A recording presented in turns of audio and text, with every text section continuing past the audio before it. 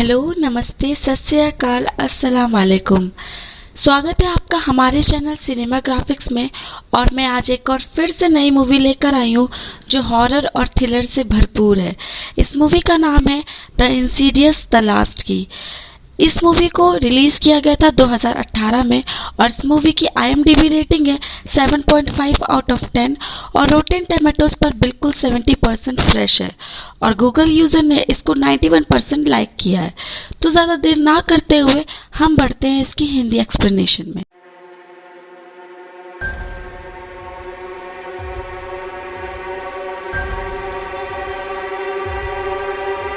इस मूवी के स्टार्टिंग में हमें दिखाया जाता है जहाँ पे एक कार किसी अपार्टमेंट के अंदर चली जाती है और उसके बाद हमें दिखाया जाता है एक आदमी वहाँ टीवी देख रहा होता है जो कि शायद कोई न्यूज़ सुन रहा होता है और तभी उसके पीछे से उसका बेटा क्रिश्चियन भी उस न्यूज़ को देखने लगता है। तभी साइड में वहाँ उसकी सिस्टर एलिस बैठी होती है जो कि शायद कोई ड्राइंग बना रही होती है जिसमें वो किसी आदमी को व्हील चेयर में बांध कर बंधा हुआ होता है और काफ़ी ही डरावनी वो पिक्चर होती है। उसी को देखते ही वक्त उसकी माँ ऑड्री किचन में होती है और वहाँ पे एक लाइट फ्लिप करती है और उसी वक्त वो क्रिश्चियन कहता है कि यहाँ पे आज किसी की सज़ा सुनाई जा रही है, आज किसी की मौत आने वाली है। और तभी ये बात बहुत ही सरल वाक्य से उसका फादर कहता है कि बेटा, मौत का कभी मजाक नहीं बनाया जाता है। और तुरंत बाद एलिस वहाँ पे कहती है कि वो मर चुका है। उसका नाम वेन फिशर था जिसने 32 साल की औरत को मार दिया था और उसके बाद उसकी आंखें खाली थी। जब उससे उसकी आखिरी इच्छा पूछी गई तो उसने जज की आंख खाने को बोला और उसके बाद वो उसकी आंखें भी खा चुका। तभी उससे क्रिश्चियन पूछता है कि तुम्हें ये सब कैसे पता। तो एलिस जवाब देती है कि मुझे सब कुछ पता चल जाता है। और इसी दौरान उसका फादर गुस्से से खड़ा होता है और उस चीज़ को रोकने के लिए उसकी माँ ऑड्री उन दोनों बच्चों से कहती है कि तुम दोनों जाके ब्रश करो और सो जाओ।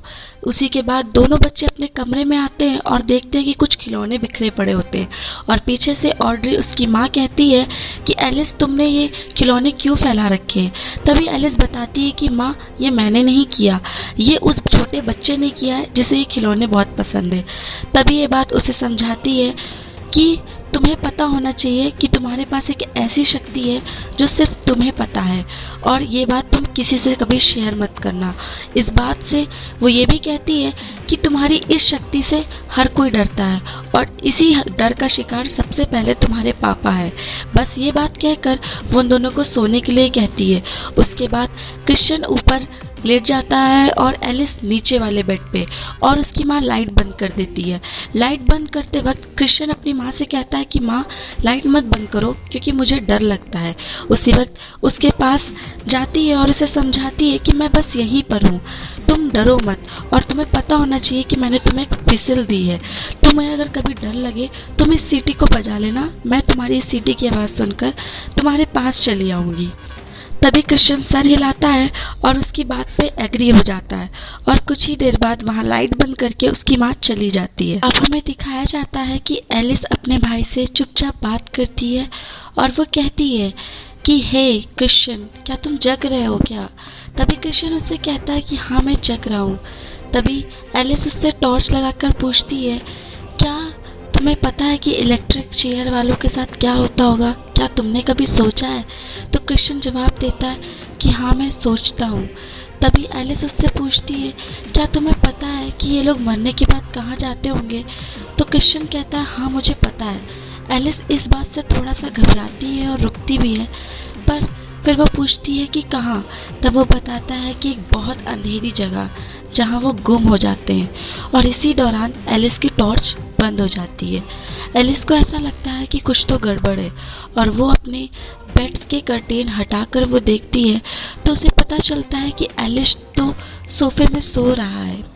एलिस को पता चलता है कि क्रिश्चियन सोफे में सो रहा है और वो चेक करने के लिए ऊपर उसके बेड पे जाती है और देखती है कि उसके बेड पे कोई नहीं है। और तभी उससे कोई पीछे से कहता है, वो शायद क्रिश्चियन ही होता है जो कहता है कि क्या कर रही हो। और तभी हमें दिखाया जाता है कि एक छोटा सा बच्चा वहाँ भाग कर जाता है। तभी एलिस उसका पीछा करती है और उसके पीछे क्रिश्चियन एक सोफे में बैठा होता है। एलिस उसे देखकर कहती है कि डरो मत, मैं हूँ, मुझे पता है कि तुम इस अलमारी में हो। तभी वो कहता है कि नहीं, मैं इस अलमारी में नहीं हूँ। तभी डर के मारे क्रिश्चियन उस बेड में चला जाता है और हमें दिखाया जाता है कि जब वो छोटा बच्चा कहता है कि मैं उस अलमारी में नहीं हूँ, तभी पता चलता है कि वो क्रिश्चियन के पीछे जस्ट होता है और उसकी जो विसिल खो गई होती है, जो कि क्रिश्चियन उसी वक्त ढूंढ रहा होता है कि उसकी वो विसिल कहाँ गई। तो उसके पीछे से वो छोटा बच्चा वो विसिल बजा देता है, जिससे क्रिश्चियन भी डर जाता है और एलिस भी। क्रिश्चियन के चिल्लाने की वजह से उसका फादर गैरल्ड, जो कि डंडा लेके ऊपर आता है और पूछता है क्या तुम्हें वो फिर से दिखे। एलिस जवाब पे कहती है कि हाँ, मुझे वो बहुत सारे भूत दिखे, इस घर में बहुत सारे भूत है। एलिस उसको डंडा लेकर कहता है कि तुम ये बात जानती हो कि मैं तुम्हें मारना नहीं चाहता, पर अगर तुम मुझे ये बात फिर से सच कह दोगी कि तुमने नहीं देखा तो तुम बच जाओगी। लेकिन एलिस उससे सच कह देती है कि मैंने यहाँ बहुत सारे भूत देखे। और इसी दौरान उसे उसकी माँ ऑड्री बहुत बचाने की कोशिश करती है। वो बार बार अपने हस्बैंड गैरल्ड का नाम लेती है कि वो अभी बहुत छोटी बच्ची है, उसे मत मारो। लेकिन गैरल्ड इस बात को सुनने के लिए तैयार ही नहीं होता और तभी गैरल्ड उस एलिस को डंडे से एक बार मारता है और उसे गोदी पे उठा के किसी गैराज में जाके बंद कर देता है। उसके पीछे पीछे ऑड्री भी जाती है, लेकिन वो कुछ कर नहीं सकती थी क्योंकि गैरल्ड उसको उस कमरे में बंद कर चुका होता है। एलिस उसे डैडी डैडी करके पुकार रही होती है और बार बार कह रही होती है कि डैडी मुझे इस कमरे से बाहर निकालिए। लेकिन उसी समय गैरल्ड कहता है कि अगर तुम अपनी आदत सुधार लोगी तो मैं तुम्हें बहुत जल्द इस दरवाजे से खोल दूंगा। हमें वहाँ दिखाया जाता है कि एलिस उस सीढ़ियों से नीचे उतरती है और वहाँ जाके एक जनरेटर ऑन करती है ताकि उसे कुछ रोशनी से दिखाई दिया जा सके। लेकिन जनरेटर ऑन करने के बाद वो कुछ ही देर में वो जनरेटर बंद हो जाता है और वो किसी चीज़ से देखकर डर जाती है। तभी एलिस वहाँ पे बहुत अंधेरा होने की वजह से डर रही होती है और तभी उससे कोई कहता है कि क्या तुम्हें अंधेरे से डर लगता है। तभी एलिस उससे पूछती है कि कौन हो तुम और कौन है वहाँ पे। तभी वो बच्ची बोलती है और हंसने लगती है कि तुम फिक्र मत करो, मैं तुम्हें डराऊंगी नहीं और डरो मत। तभी एलिस उससे पूछती है कि तुम्हें यहाँ क्या काम है। तभी वो उससे कहती है कि अगर तुम्हें अंधेरे से डर लगता है तो मैं कुछ रोशनी किए दे रही हूँ। तभी वहाँ पे वो देखती है कि एक लाल दरवाजे की चाबी के पास एक रोशनी आती है, जिससे एलिस वहाँ पे अपने हाथ लगा लेती है और रोशनी के आंखों में बहुत उजाला लगने लगता है और वो उस रोशनी को फॉलो करती है और तभी वो देखती है कि वो किसी चाबी के लॉक से आ रही होती है। तभी वो उसको फॉलो करते हुए आगे जाती है और उस चाबी के लॉक के पास जाकर उसे देखने की कोशिश करती है। तभी वहाँ देखती है कि सामने वाले दरवाजे से काफ़ी रोशनी आ रही है और तभी वो उससे कहता है कि तुम इस चाबी को खोल सकती हो, क्योंकि इस चाबी और इस दरवाज़ा को खोलने की शक्ति सिर्फ तुम्हारे पास है, तो तुम बहुत आराम से इस दरवाजे को खोलो, मुझे कोई जल्दी नहीं है। तभी एलिस उसकी बात सुन लेती है और वहाँ पे सामने रखी हुई चाबी से उस दरवाज़ा को खोल देती है। दरवाज़ा के खोलते ही एलिस पीछे हट जाती है और देखती है कि वो चाबी कोई पीछे से घुमा रहा होता है और वो चाबी गिर जाती है। गिरने के बाद हमें पता चलता है कि उस चाबी के पीछे एक उंगली लगी होती है और वहाँ उस दरवाजे से एक हाथ निकल के आता है, जो कि उसके पांचों उंगलियों में कोई अलग अलग तरह की चाबी लगी होती है। वो उस चाबी को भी अपनी उंगली से जोड़ लेती है और धीमे धीमे अपने उस हाथों से डरावने अंदाज से वो एलिस की तरफ बढ़ती है। तभी एलिस बहुत डर जाती है और उसकी दरवाज़ा खोलते ही एलिस की आंखें चढ़ जाती हैं। शायद उस एलिस के पास उसके शक्ति का प्रकोप आ चुका होता है। तभी ये देखते ही वहाँ पे ऑड्री की माँ डाइनिंग टेबल पे सो रही होती है और लाइट फ्लिप होने की वजह से उसकी आंख खुल जाती है। वो डर के मारे एलिस के पास भागती है और देखती है कि वहाँ एलिस दीवार की तरफ मुँह करके खड़ी होती है। वो एलिस को पुकारती है, लेकिन उसी के कुछ देर बाद वहाँ पे टंगी हुई तार ऑड्री के गले पे जाके बंध जाती है और ऑड्री की वहीं पे फांसी लगकर मौत हो जाती है। ये सब देखकर वहाँ पे गैरल्ड जगता है और वो भी भाग के चला आता है। वो देखता है कि एलिस और ऑड्री दोनों बेहोश पड़े होते हैं और ऑड्री को उठाकर वो समझ पाता है कि वो अब मर चुकी है। तभी एलिस गैरल्ड से कहती है कि डैडी ये सब मेरी वजह से हुआ है, क्योंकि मैंने उस लाल दरवाजे को खोलकर उस शक्ति को इस दुनिया में ले आई हूँ। एलिस अपनी डैडी से माफ़ी मांगती है और कहती है कि ये जो भी हुआ है सब उसकी वजह से हुआ है। तभी गैरल्ड बहुत तेज़ी से चिल्लाता है और ये सीन शिफ्ट हो जाता है कैलिफोर्निया 2010 पे, जहाँ पे एलिस अब बहुत बूढ़ी हो चुकी है और वो ये सब सपने में देख रही होती है। तभी वो उठती है और एक ड्रॉल से एक बुक निकालती है जिसमें कई स्पिरिट्स की फ़ोटोज़ बनी होती है, है जो खुद एलिस ने बनाई होती है। तभी वो स्क्रॉल करती है उन किताब को और वहाँ पे देखती है कि वही इंसीडियस की वाला वो स्पिरिट होता है, जहाँ पे वो ये लिखती है गिव मी द की। उसके बाद वो अपने डॉग के पास जाती है जिसका नाम वॉरेन होता है। वो अपने डॉग से कहती है कि वॉरेन, आज ठीक मुझे वही सपना आया जैसे पहले आता था। उसके बाद वो हंसती है और वॉरेन से कहती है कि मुझे पता है कि ये ब्रेकफास्ट का टाइम है और मैं तुम्हारे लिए कुछ खाने के लिए लाती हूँ। तभी हमें दिखाते हैं कि वो वहाँ पे दो बॉयज़ काम कर रहे होते हैं जो कि एलिस के ही स्पेक्ट्रल साइट्स पे काम कर रहे होते हैं। वहाँ पे उनमें से एक बॉय बोलता है कि हमने यहाँ पे स्पिरिट देखने में गलती कर दी, इस कैमरे में साफ साफ एक स्पिरिट दिख रही है। तभी एलिस उसे बताती है कि वो कोई स्पिरिट नहीं, वो एक धागा है। तभी दूसरा बॉय बोलता है कि मैं यहाँ पे रोशनी करने की कोशिश कर रहा हूँ और देखना मेरे बोलने पर यहाँ पे लाइट्स आ जाएंगी। तभी स्पेक्स उससे कहता है कि यहाँ पे लाइट्स तो नहीं आ सकती क्योंकि भूतों को अंधेरों में रहना पसंद है। तभी वहाँ पे वो फिर से वही चीज़ बोलता है कि यहाँ पे मैं बोलने पे लाइट्स आ जाएगी और पता चलता है कि वहाँ पे लाइट नहीं आती है। तभी एलिस और स्पेक्स उस पे हंसने लगते हैं और पता चलता है कि कुछ देर बाद एलिस का फ़ोन रिंग करता है और वो फ़ोन स्पेक्स उठा के कहता है कि हेलो, यहाँ पे मैं स्पेक्ट्रल साइटिंग से बोल रहा हूँ। तभी वो एलिस को फ़ोन देता है और एलिस कहती है कि जी बोलिए, आप कहाँ से बोल रहे हैं। तभी वो आदमी वहाँ से बोलता है कि मेरा नाम मिस्टर गैराज है और मैं यहाँ पे आपसे एक मदद करने के लिए फ़ोन किया है। मैं बहुत टाइम से इस घर में रह रहा हूँ और मुझे यहाँ पे बहुत दिक्कत हो रही है, मुझे आपकी मदद चाहिए। क्या आप इस काम में मेरी मदद कर सकती हैं? क्या आपको इस स्पिरिट्स के बारे में कुछ पता है? तभी एलिस उससे कहती है कि हाँ, मैं थोड़ा बहुत स्पिरिट्स के बारे में जानती हूँ, आप मुझे बस अपना पता दीजिए, मैं वो एड्रेस लिख लेती हूँ और मैं आपके पास उस पहुँची हुई जगह पे आ जाऊँगी। तभी वो आदमी उसको एड्रेस देता है और वो पेन कागज़ उठाती है। उसके बाद हमें पता चलता है कि वो आदमी एड्रेस पे देता है 414 Apple tree, new Mexico city. तभी एलिस रुक जाती है और उस आदमी से कहती है कि सॉरी, मैं आपकी कोई मदद नहीं कर सकती, आपका फ़ोन करने के लिए शुक्रिया, बट मैं इस चीज़ में आपकी कोई मदद नहीं कर सकती। और वो थोड़ा सा डर सी जाती है और उसके बाद वो वहीं पे फ़ोन कट कर देती है। उसके बाद हमें दिखाया जाता है कि एलिस अपनी टी शर्ट उतारती है और उसके ठीक पीछे वाले मिरर में दिखाया जाता है कि उसके पीठ में कई स्कार्स होते हैं जो कि शायद उसके बाप के मारते वक्त उसे दिए गए थे।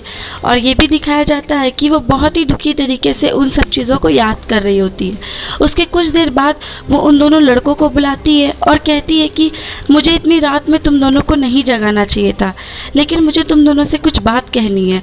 वो बताती है कि आज शाम को जिस मकान से उसका फ़ोन आया था वो मकान और किसी का नहीं, वो एलिस का ही था जहाँ पर उसका बचपन बीता है।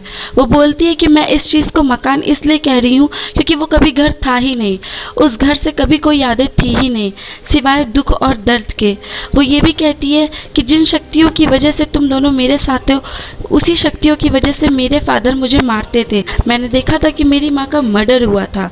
वो बताती है कि ये इन सब चीज़ों की वजह से एलिस उसकी जिम्मेदार थी और वो कहती है कि मैं इन सब डीमंस और राक्षसों से दूर रहना चाहती हूँ, लेकिन फिर भी मुझे वहाँ की हर एक चीज़ याद आती है। वो बताती है कि जैसे ही उसकी माँ के साथ हुआ है वो नहीं चाहती कि वैसे ही किसी और के साथ हो। वो थक चुकी है इन सबसे दूर भागती भागती, लेकिन वो कहती है कि अब मुझे उस आदमी की मदद करने जाना ही होगा क्योंकि उसे पता है कि कैसे और क्या करना है। वो इन सब के बाद वो दोनों लड़के बोलते हैं कि हम भी आपके साथ चलेंगे, हम कल ही सुबह वो ट्रक तैयार कर लेंगे। लेकिन एलिस कहती है कि मैं वहाँ अकेले ही जाऊँगी। अगली सुबह एलिस तैयार होती है और सारा सामान लेकर मैक्सिको के लिए रेडी होती है। हम देखते हैं कि ठीक उसके सामने एक स्पेक्ट्रल साइटिंग का ट्रक आता है और वो दोनों लड़के उतर कर कहते हैं कि हम भी आपके साथ चलेंगे, हम आपको अकेला नहीं छोड़ सकते। हमने इस ट्रक को तैयार करने में काफ़ी पैसा लगा दिया है और इसका सारा चुकता हम उन स्पिरिट से लेंगे जिसके लिए हम लड़ने जा रहे हैं। और उसके बाद एलिस भी मान जाती है और वो तीनों न्यू मैक्सिको सिटी की तरफ बढ़ने लगते हैं। एलिस अपने न्यू घर मैक्सिको सिटी में आ जाती है और उसे वो सब देखकर थोड़ा निराश मन से उसे देखने लगती है। उसके बाद वो कहती है अपने दोनों असिस्टेंट से कि तुम दोनों प्रोफेशनल असिस्टेंट हो तो तुम्हें प्रोफेशनल लगने के लिए ये कपड़े बदलने होंगे। उसके बाद टकर और स्पेक्स अपने कपड़े बदल लेते हैं और एलिस जाती है और मिस्टर गाजा को हेलो बोलती है। मिस्टर गाजा बताता है कि ये वही घर है जहाँ पे उसे रोज़ हलचल महसूस होती है। उसके बाद एलिस बताती है कि ये दोनों मेरे असिस्टेंट हैं, स्पेक्स और टकर। उसके बाद वो वो उससे पूछता है कि आप दोनों भी इनके साथ स्पेक्ट्रल साइटिंग में काम करते हैं क्या। तभी वो जवाब देता है कि ये मेरी साइकिक है और हम दोनों साइडकिक हैं। वो थोड़े कॉमिकली अंदाज से वहाँ कॉमेडी करने की कोशिश करता है और उसके बाद वो कहता है कि मिस्टर गाज़ा कहने लगता है एलिस से कि मुझे कुछ समझ नहीं आया। उसके बाद वो सेम बात फिर से रिपीट करता है कि ये हमारी साइकिक है और हम दोनों साइडकिक हैं। उसके बाद एलिस इस चीज़ को इंटरप्ट करते हुए अंदर घुसती है और अपने घर पे देखते वक्त खो जाती है कि उसका पुराना घर वही है जहाँ पे उसका बचपन बीता था। वो थोड़ी निराश हो जाती है और रोने से लगती है। वो पूछती है कि ये सब कब से हो रहा है। वो बताता है कि ये काफ़ी वक्त से हो रहा है और लेकिन इसने इस घर पे रहने के लिए इसलिए ठानी क्योंकि इसे ये घर बहुत प्यारा और अच्छा लगता है। उसने ये भी बताया कि यहाँ की चीज़ें कभी बदलने की मुझे ज़रूरत नहीं पड़ी क्योंकि यहाँ की चीज़ें बहुत ही ज़रूरी और महत्वपूर्ण लगती हैं। उसके बाद एलिस कहती है कि ये सब कहाँ पे और कैसे होता है। वो बताने ही लगता है कि एलिस अपने पुराने बचपन की चीज़ों में खो जाती है। वो उसी एरिया में जाती है जहाँ पे उसकी माँ की डेथ हो जाती है और वो एकदम परछाई देखती है कि मिस्टर ऑड्री को लेकर वो उसे गोदी में उठा के कहीं लेके जा रहा होता है। वो एकदम चौंक जाती है और चिल्लाने की आवाज़ आती है जिसकी वजह से पीछे से मिस्टर गार्जा और उसके दोनों असिस्टेंट आ जाते हैं कि क्या हुआ। एलिस बताती है कि कुछ नहीं, बस उसका पुराना घर देखकर उसे थोड़ी सी मायूसी आ गई। उसके बाद वो पूछती है कि ये सब चीज़ें कहाँ होती हैं।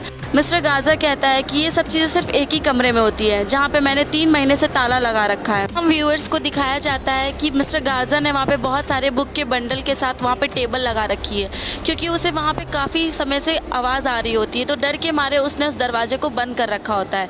वो जब उन टेबल को हटा रहे होते हैं तो उसी टेबल से एक बुक गिरती है जो कि एक होली बुक होती है। वो मिस्टर गाज़ा कहते हैं ये मेरी बुक है, मैं इसको उठा लेता हूँ। उठाने के बाद वो दरवाज़ा खुलता है और वो काफ़ी ही जालों से लगा होता है। एलिस अपने उस बचपन वाले कमरे में खो जाती है क्योंकि वो उसके बचपन का कमरा होता है। वो अंदर जाती है और देखती है कि उसके सेम वही ऐसे ही प्रिंट लगे होते हैं हाथ में जब उसके फादर उसको मार रहे होते हैं। वो रोने लगती है और उस बेड को देखने लगती है कि कैसे क्रिश्चियन और वो उस बेड पे सोया करते थे। टकर अब वहाँ पे सारे कैमरों से फ़ोटो लेने लगता है और स्पेक्स वहाँ की हर चीज़ों को टच करने लगता है। उसके बाद मिस्टर गाज़ा कहते हैं कि मैं यहाँ पे अंदर नहीं आऊँगा क्योंकि मुझे वहाँ पे बहुत डर लगता है। उसके बाद वो तीनों डिसाइड करते हैं कि इस कमरे में सिर्फ एलिस रहेगी जिसके में कैमरा लगा रहेगा और वो इसके कैमरा के थ्रू ये लोग ट्रक के अंदर सब कुछ चीज़ें देखेंगे कि यहाँ पे कैसे और क्या चीज़ें हो रही हैं। उसके बाद तीनों के डिसाइडेड के बाद वे तीनों लोग ट्रक में चले जाते हैं और एलिस उस कमरे में एक कैमरे और एक माइक के साथ उस कमरे में एंटर करती है। एलिस उसके बाद उस कमरे में जाती है और हर एक चीज़ को नोटिस करती है। वहाँ पे रखे हुए सोफ़े में जो खिलौने होते हैं उसको देखकर वो खुश होती है क्योंकि वो सब उसके बचपन से जुड़ी हुई यादें होती हैं। उसके बाद उधर टकर स्पेक्स के आंखों में लाइट लगा देता है और कहता है कि ये सब रोशनी है। उसके बाद हमें दिखाया जाता है कि वो स्पेक्स से कहती है कि मुझे यहाँ पे हर एक चीज़ बहुत अपनी लगती है। उसके बाद वो बेड के नीचे झुकती है और उसे एक विसिल मिलती है जो कि उसके क्रिश्चियन की होती है, जो कि उसकी माँ ऑड्री ने उसे दी होती है। वो उसे निकालने के लिए झुकती है। उसके बाद हमें पता चलता है कि स्पेक्स और टकर आपस में उसको सब कुछ नोटिस कर रहे होते हैं। हमें दिखाया जाता है कि एलिस हर चीज़ को टॉर्च लगा के देखती है। उसके बाद स्पेक्स को किसी के पैर के निशान दिखते हैं और कोई पैर उसको शो होता है उस स्क्रीन में। उसके बाद वो स्पेक्स बताता है एलिस को कि तुम्हारे पीछे कोई है। जैसे ही वो पलटती है तो वो देखती है कि वहाँ पे कोई बहुत पुराना कोट टंगा होता है और वो उसे धीमे धीमे से उस चीज़ को चेक करने लगती है। उसके बाद एक चाबी को वो छूती है जिससे वो उसे करंट आता है। उसके बाद कुछ देर बाद वो आगे बढ़ती है और देखती है कि वहाँ पे कोई लेडी खड़ी होती है। लेडी खड़ी होने की वजह से वो स्पेक्स भी बताता है कि वहाँ पे पीछे आप ढंग से देखिए, वहाँ पे कोई है। उसके बाद वो नोटिस करती है कि उसे कोई अपनी ओर घसीट रहा है। वो गेट खोलती है और सीढ़ियों से नीचे उतरती है और उस आत्मा की ओर घसीटते हुए चली जाती है। वो एक कमरे में जाती है और वहाँ पे भी हर एक चीज़ को नोटिस करने लगती है जहाँ पे टकर और स्पेक्स दिखाते हैं कि वहाँ पे किसी का हाथ है। वो पलटती है तो देखती वहाँ कोई नहीं है। उसके कुछ देर बाद उसे एक डेड बॉडी दिखाई देती है जो कि स्पेक्स और टकर कहते हैं कि आपके बिल्कुल ठीक सामने वहाँ पे एक स्पिरिट खड़ी हुई है, अब आप उस चीज़ को छूने वाली हैं। जैसे ही उस चीज़ को वो छूने लगती है तो वहाँ पे वो आत्मा उसकी गर्दन दबाकर उसकी विसिल को चुरा लेती है और कहती है उसे बचाओ, और वो चिल्लाने लगती है। जैसे ही वो चिल्लाने लगती है तो वहाँ पे स्पेक्स, टकर और मिस्टर गाज़ा आ जाते हैं। वो कहते हैं कि मैंने तो सोचा था कि आप बेडरूम में होंगी लेकिन आप नीचे कैसे आ गई। तो एलिस बताती है कि उसे ये सब वो स्पिरिट घसीट कर ले आई। उसके बाद हमें पता चलता है कि एलिस वहाँ पे रुक के खड़ी होती है और कुछ सोचने लगती है। वो बताती है एलिस 16 साल की थी तो उसने वही सेम स्पिरिट उस समय भी देखी थी। वो अपने पास्ट में चली जाती है। वो और क्रिश्चियन वहाँ पे पोछा लगा रहे होते हैं और वो देखती है कि उसे लॉन से कुछ आवाज़ आ रही होती है। जब वो वहाँ जाती है तो वो उसी स्पिरिट से मिलती है। वो कहती है कि मैं तुम्हें देख सकती हूँ और मैं तुम्हें जानती भी हूँ। उसके बाद क्रिश्चियन कहता है एलिस ये सब मत करो। उसके बाद एलिस कहती है कि तुम भी उस स्पिरिट को प्लीज़ दिखाओ क्योंकि मेरा भाई उस चीज़ को यकीन नहीं कर रहा है। जैसे ही वो उससे बात करने लगती है तो उसका फादर आ जाता है और वो उसे चिल्लाने लगता है कि एलिस क्या कर रही हो वहाँ पे। एलिस बताती है कि उसने एक स्पिरिट देखी और उसके बाद मिस्टर गैरल्ड वहाँ पे हर्ट करने लगते हैं एलिस को और गुस्से से देखने लगते हैं। वो स्पिरिट वहाँ से गायब हो जाती है और एलिस उससे कहती है कि मैंने वो स्पिरिट फिर से देखी। एलिस वहाँ पे रोने लगती है और कहती है कि पापा मैंने फिर से वही सब कुछ देखा। उसके बाद मिस्टर गैरल्ड उसको हर्ट करने लगते हैं और गुस्से से उसे मारने के लिए आगे बढ़ते हैं। लेकिन अब वो 16 साल की हो चुकी थी और अब वो ये सब चीज़ें बर्दाश्त नहीं कर सकती थी। तो उसके बाद एलिस मिस्टर गैरल्ड को कस के उसके कान में थप्पड़ मार देती है और कहती है कि अब वो ये सब नहीं बर्दाश्त करेगी। उसके बाद वो वहाँ से भागने लगती है। क्रिश्चियन उसे रोकने लगता है कि तुम मुझे छोड़कर अकेले मत जाओ, लेकिन एलिस वहाँ से भाग जाती है क्योंकि वो ये चाहती नहीं थी कि अब वो और स्पिरिट्स को देखे और उसकी जो भी सच्चाई है वो अब सामने आते रहे। वो वहाँ भाग जाती है और क्रिश्चियन को अकेले छोड़ देती है। वो प्रेजेंट में आ जाती है और वो बहुत रोने लगती है कि उसने अपने छोटे भाई को उस समय छोड़कर चली गई थी। हमें आगे दिखाया जाता है कि वो किसी कैफ़े में जाकर बैठती है और स्पेक्स और टकर से कहती है क्या मैं ठीक लग रही हूँ।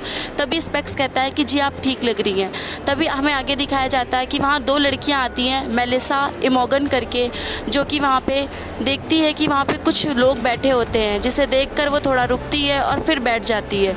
हमें दिखाया जाता है कि एलिस इमोगन और मेलिसा के पास जाती है और उन्हें देखकर हंसने लगती है। वो जब हंसती है तो एलिस पूछती है कि आप दोनों यहाँ पे क्या करने आई हैं। तभी मेलिसा और इमोगन कहती हैं कि मुझे नहीं पता कि आप कौन हैं। तभी एलिस बताती है कि मुझे आप दोनों को देखकर बीते हुए कल के आईने की याद आ गई। स्पेक्स और टकर मेलिसा और इमोगन से भी इंट्रोड्यूस होते हैं और उसके बाद कुछ कॉमेडी बातें होती हैं। कुछ देर बाद वहाँ पे कोई बूढ़ा व्यक्ति आता है। वो कोई और नहीं क्रिश्चियन होता है, जिसे एलिस 16 साल की उम्र में छोड़कर चली गई थी। वो एलिस और क्रिश्चियन एक दूसरे को पहचान लेते हैं और एक दूसरे को देखकर रोने लगते हैं। उसके बाद क्रिश्चियन थोड़ा सा नाराज़गी दिखा के अपने दोनों बेटियों को साथ चलने के लिए बोलता है और एलिस को इग्नोर करता है। एलिस भागती है क्रिश्चियन की तरफ, लेकिन तब तक क्रिश्चियन जा चुका होता है। मेलिसा और इमोगन बताती हैं कि ये हमारे डैड हैं। एलिस बताती है कि हाँ मुझे पता है, तुम दोनों मेरी भतीजियाँ हो और मुझे ये भी पता है कि तुम्हारे डैड मुझसे क्यों नाराज़ हैं, क्योंकि मैं 16 साल की उम्र में उसको छोड़कर चली गई थी। वो बोलती है कि मुझे तुम्हारे डैड से मिलना है, मुझे उन्हें बताना है कि मुझे वही विसल मिल चुकी है जो 6 साल की उम्र में खो गई थी।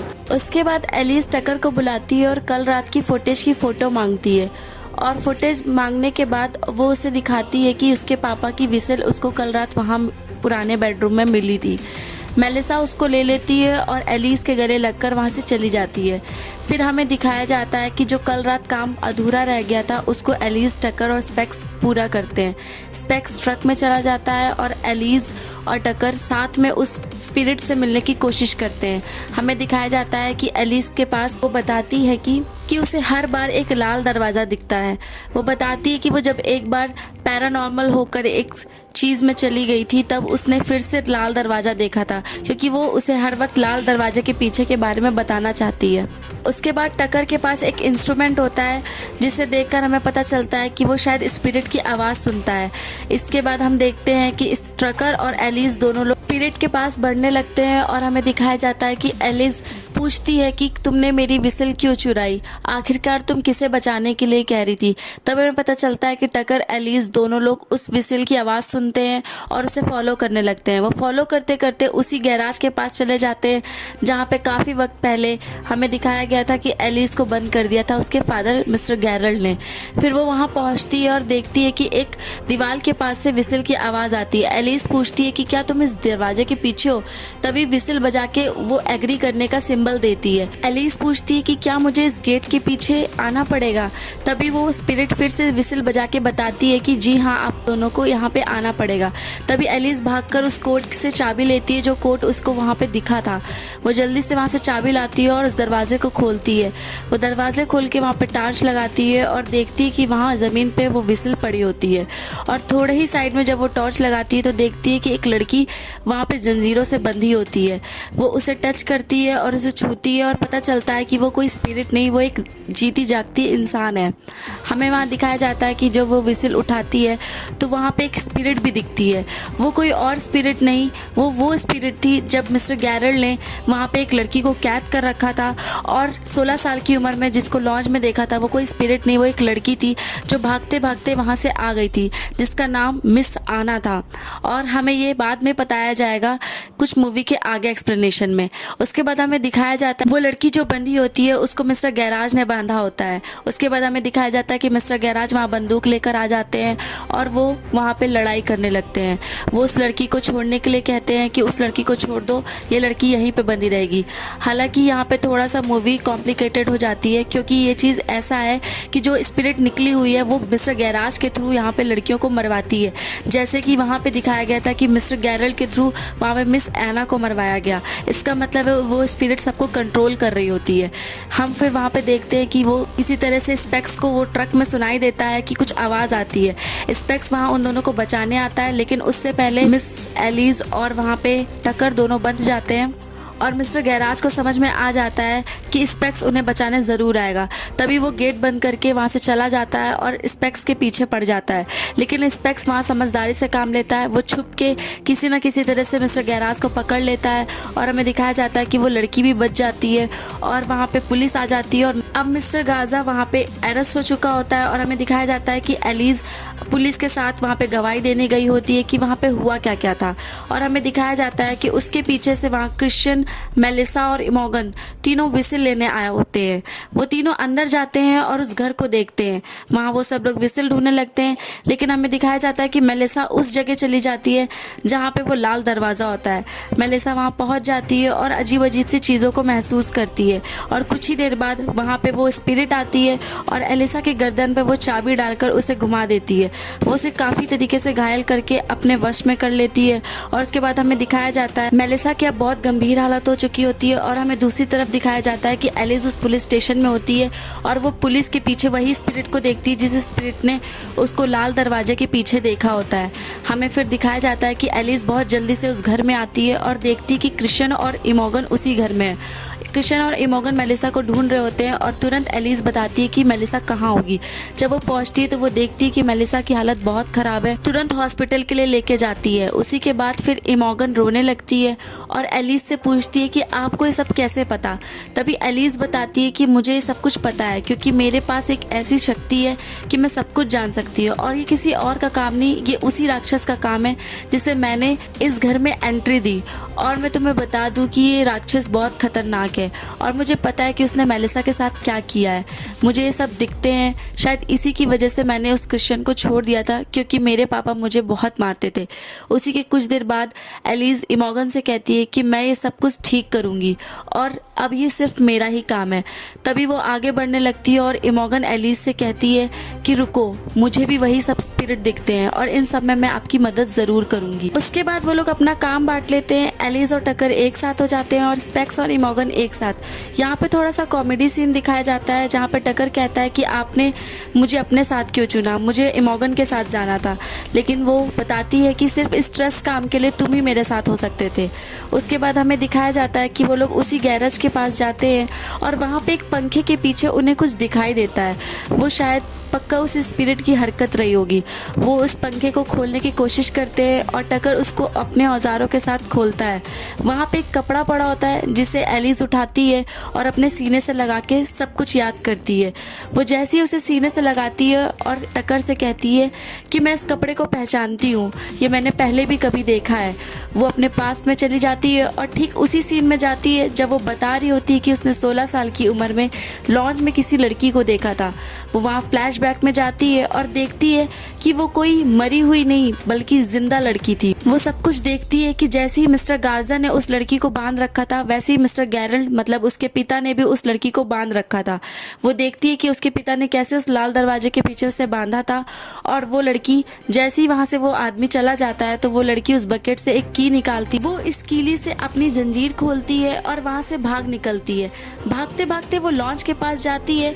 क्योंकि वो इतनी बुरी हालत में होती है तो उससे धक्के में कुछ गिर जाता है। तभी हमें दिखाया जाता है कि उस समय उसे क्रिश्चियन और एलिस को उस लड़की की आवाज़ आती है और उसी दौरान एलिस आके कहती है कि तुम मेरे भाई को ज़रूर दिखो, क्योंकि वो मानता नहीं है कि मुझे हर चीज़ें दिखाई देती है। और जैसे ही उसको मिस्टर गैरल्ट की आवाज़ आती है वो लड़की वहाँ से छुप जाती है और उसके बाद हमें दिखाया जाता है कि एलिस और गैरल्ट के बीच लड़ाई होती है और उसके बाद जब वो घर छोड़कर भाग जाती है तो उसके बाद जाने के वो उस लड़की को मार देता है। और हमें दिखाया जाता है कि एलिस फिर से प्रेजेंट में आ जाती है और कहती है कि काश मैं उस दिन उसको बचा लेती, मैं उस दिन घर से ना भागती, क्योंकि वो कोई लाश नहीं बल्कि वो एक जिंदा लड़की थी। जो मिस्टर गैराज ने किया ठीक वैसे ही उन्होंने भी किया, जैसा कि मिस्टर गार्जा ने किया है ठीक वैसे ही उसके पापा मिस्टर गैरल्ट ने भी किया था। ये सब वही स्पिरिट करवा रही थी। उसके बाद हमें दिखाया जाता है कि वो जो कपड़ा पकड़े होती है उसका धागा किसी डिब्बे के पास जा रहा होता है। वो जैसे ही टॉर्च लगा के देखती है तो देखती है कि उस पंखे के पीछे वहाँ पे कुछ संदूक जैसा रखा होता है। वो अंदर जाने के लिए तय करती है और जब अंदर जाती है तो वो उसे खोलती है और वहाँ पे मिस एना करके नाम की काफ़ी चीज़ें रखी होती है और कपड़े हटाने के बाद देखती है कि वहाँ पे कंकाल रखा होता है। वो और किसी का नहीं, वो मिस एना का होता है। आगे जाकर देखती है कि काफ़ी संदूकों का ढेर होता है। वो हर संदूकों को खोलती है और एक एक लाश उसको दिखाई देती है और जैसे ही वो आखिरी संदूक खोलती है वो स्पिरिट बाहर निकलती है और उस पर कब्जा कर लेती है। उसके चिल्लाने की वजह से वहाँ स्पेक्स और इमोगन आ जाते हैं और हम देखते हैं कि एलिस अब दूसरी दुनिया में जा चुकी है। अब उसको बचाने के लिए इमोगन ठानती है कि वो जाएगी और उसको टकर हिप्नोटाइज करके वहाँ भेज देता है। एलिस खुद से ही छोटी वाली एलिस से बात करती है और हमें दिखाया जाता है कि छोटी वाली एलिस बड़ी वाली एलिस से कहती है कि मुझसे वो सारे लाल दरवाजे खुलवाना चाहती है क्योंकि वो जानती है कि मेरे पास वो शक्तियाँ हैं। वो बताती है कि पापा मुझसे बहुत प्यार करते हैं लेकिन उसका पूरा दिमाग कंट्रोल इस स्पिरिट ने कर रखा है। तभी बड़ी वाली एलिस कहती है कि तुम यहाँ से भाग जाओ, तुम जो कर रही हो वो सही कर रही हो। तभी छोटी वाली एलिस बताती है कि वो स्पिरिट बिल्कुल ठीक आपके पीछे है और हमें दिखाया जाता है कि वो स्पिरिट उसका गला दबा कर उसे कहीं गायब कर देती है। उसी दौरान वहाँ पे हमें दिखाया जाता है कि इमोगन अब उसी दूसरी दुनिया में आ चुकी है और वो देखती है कि वहाँ पे एक अच्छी स्पिरिट होती है। ये वही होती है जिसका नाम मिस आना होता है। वो उसे वहाँ का रास्ता दिखाती है और बताती है कि वो अब अंदर नहीं जा सकती क्योंकि अगर वो अंदर गई तो वो शैतान उसको फिर से देख लेगा। वो उसको कहती है कि यकीन मानो तुम जो चीज़ ढूंढ रही हो वो यहीं पे मिलेगी। वो अंदर जाती है और देखती है कि वहाँ पे कई सारी तहखाने होते हैं। उसके बाद दिखाया जाता है कि एलिस को होश आता है और वो देखती है कि वो किसी जंजीर से बंधी होती है। उसके बाद वो सामने ही वाले दरवाजे पे देखती है कि वो स्पिरिट लॉक खोलती है और देखती है कि उसके पापा टीवी देख रहे होते हैं क्योंकि वो वहाँ पे उसके पापा की स्पिरिट भी होती है। उसके पापा आते हैं और वो देखती है कि वहाँ कई शैतानों की आवाज़ आ रही होती है। उसके पापा जैसे ही आते हैं वो स्पिरिट एलिस का दिमाग घुमा देती है और कहती है कि तुम्हें बचपन में यही पापा तुम्हें मारते थे। एलिस को गुस्सा आता है और वो सारे बचपन की यादों को याद करके अपने ही पापा को डंडे से मारने लगती है। कुछ ही देर बाद वहाँ इमोगन आ जाती है और एलिस का दिमाग भटकाती है और एलिस को याद आता है कि वो भी सबको अपनी वश में कर रहा है जैसे कि उसने मिस्टर गार्जा और मिस्टर गैरल्ट को किया था। वो कहती है कि वो तुम्हारी पपेट नहीं बन सकती क्योंकि जो शक्तियाँ तुम्हारे पास है वो शक्तियाँ मेरे पास भी है। वैसे ही तुरंत वो एलिस वहाँ झटके से उस स्टिक को तोड़ देती है और वो स्पिरिट बहुत तेज़ी से चिल्लाती है और हमें दिखाया जाता है कि वो स्पिरिट अब इमोगन को भी बंद कर लेती है और किसी जंजीर से बांध लेती है। एलिस वहाँ पे अपनी शक्तियों का इस्तेमाल करते हुए बाहर निकलती है और एलिस देखती है कि एक जंजीर में इमोगन बंधी होती है और दूसरे ही जंजीर में मेलिसा। वो देखती है कि स्पिरिट ने उन दोनों को जंजीरों से बांध रखा है और बीच में उनको लेके चल रहा है। तभी हमें दिखाया जाता है कि हॉस्पिटल में मेलिसा की हालत बहुत ख़राब हो रही होती है और उसकी हार्ट बीट भी रुक रही होती है। तभी एलिस वहाँ पे उसे बचाने के लिए आगे बढ़ती है तो वो स्पिरिट उसे कस के मार के उसे उड़ा देती है। उसी के बाद हमें दिखाया जाता है कि वो स्पिरिट अब एलिस के पास जाता है और उसके गर्दन में वो चाबी घुमाकर उसकी ज़बान बंद कर देता है। कुछ ही देर बाद हमें दिखाया जाता है कि इमोगन के पास भी वही विसिल होती है और वो कस के एलिस को फेंकती है और कहती है कि एलिस इस विसिल को बजाओ। जैसे ही वो स्पिरिट को बचा रही होती है वहाँ पे मिस्टर गैरल्ट आ जाते हैं जो कि उसके फादर होते हैं और उस स्पिरिट से बचाने लगते हैं। वो उसको सॉरी बोलते मिलता है और कहता है कि मैं तुम्हारी बस यहीं तक ही जान बचा पाऊंगा। उसके कुछ ही देर बाद वो विसिल को उठाने की कोशिश करती है और स्पिरिट से भी लड़ती है और हमें दिखाया जाता है कि वो उस विसिल को उठा लेती है और उसको बजाने के बाद वहाँ देखती है कि वहाँ पे एक अच्छी स्पिरिट आती है जो कि और कोई नहीं मिस ऑड्री होती है, जो कि उसकी माँ होती है और वो एलिस को बचा लेती है उस स्पिरिट से। हमें दिखाया जाता है कि मिसेस ऑड्री ने अब उस स्पिरिट को मार दिया है और उन लोग की जान बच गई है। वो जैसे तैसे करके इमोगन और मेलिसा को भी खोलते हैं और जल्द ही जल्द अपने शरीर में वापस जाने के लिए बोलते हैं। वो मेलिसा को उठाते हैं और एक हॉस्पिटल में जाके उसको कहते हैं कि जल्दी से तुम जाके अंदर अपनी बॉडी में चली जाओ। उसके बाद मेलिसा अपनी बॉडी में चली जाती है और हमें दिखाया जाता है कि प्रेजेंट सीन में वो उसकी जान वापस आ चुकी है और उसी के कुछ देर बाद इमोगन भी अपने शरीर में चली जाती है और एलिस भी, और वो बाद में अपनी माँ को बाय कह के वहाँ से अलविदा लेती है और वो सब अब प्रेजेंट में आ चुके हैं। और हमें दिखाया जाता है कि इस मूवी की अब एंडिंग हो चुकी है और बहुत ही खुशी मिजाज से वो एक दूसरे से बात करते हैं और क्रिश्चियन ने भी अब एलिस को माफ़ कर दिया होता है। और हमें दिखाया जाता है कि टकर और स्पेक्स ने नो पार्किंग की जगह पे लगा दिया था जहाँ पे उन्हें अपना जुर्माना भरना पड़ता है और कुछ कॉमेडी बातें होती हैं और ये मूवी इसी के साथ एंड हो जाती है। अगर आपको हमारी इस मूवी की हिंदी एक्सप्लेनेशन पसंद आई हो तो इस चैनल को लाइक, शेयर, सब्सक्राइब और कमेंट ज़रूर करें और बेल आइकन प्रेस करना ना भूलें ताकि हमारी वीडियो की सबसे पहली नोटिफिकेशन आपके पास आए।